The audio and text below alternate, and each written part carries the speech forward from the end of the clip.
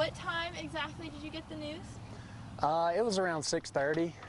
You know, I was watching the news or the draft there since 1 o'clock, so it was kind of a long wait. I had to be patient, and you know, I got the call just 5 minutes before the pick, and it was the second to last pick of the day. So it was very thrilling, and my family was there to watch. It was just a great moment. How did it make you feel?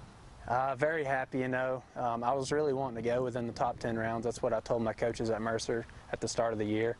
And just so happens that, you know, like I said, right there at the end, but it was the 10th round. So, but yeah, I was probably the best day of my life, if I had to say, you know, so far. My advisor actually called me, like I said, like 5 minutes before that pick, and none of my family members heard him. So I kind of had an idea of where I was going to go before they knew, so it was actually a surprise for them.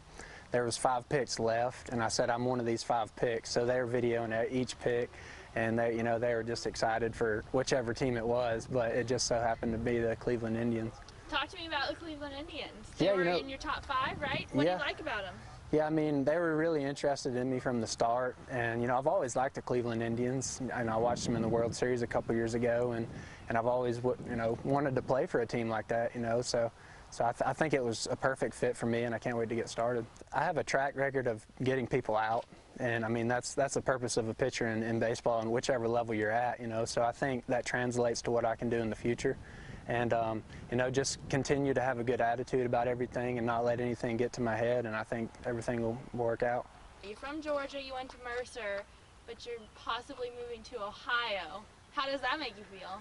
Yeah, I mean, I'm kind of used to moving different cultures, like culture shocks. I played in the Cape Cod this summer, and I was without my parents or any family. I had to stay with a host family, so I'm pretty good about, you know, living on my own, so I think I'll be all right. Are you excited? I'm definitely excited, you know, being able to pitch in another part of the country, you know, continuing to show people that I can do it. That's probably the best thing about it. Talk to me about when you struck out 12 batters in 6 innings for Mercer. What was going through your head in that moment? Yeah, against the #1 team in the country, Florida, that was probably the one moment in baseball that I was most excited about. That was just, I had everything going for me. It seems like I could throw any pitch up there and they weren't going to hit it. So I just had things going for me that day, and you know, it was just a great day to be a Mercer Bear taking off the #1 team.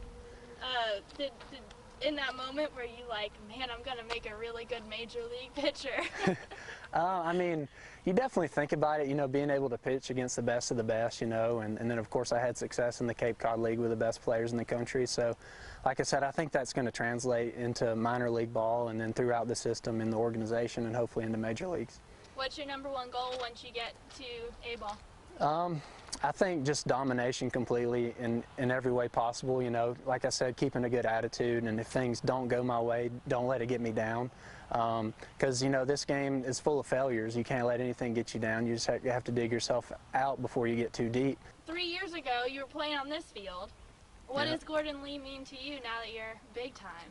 Yeah, Gordon Lee, I mean, it's where it all started, you know. Coach Dunphy, he taught me every day it's a marathon, not a sprint, and, you know, I stood true to those words, and it's great to see that I can make not only the city of Chickamauga, but the greater Chattanooga area proud, you know.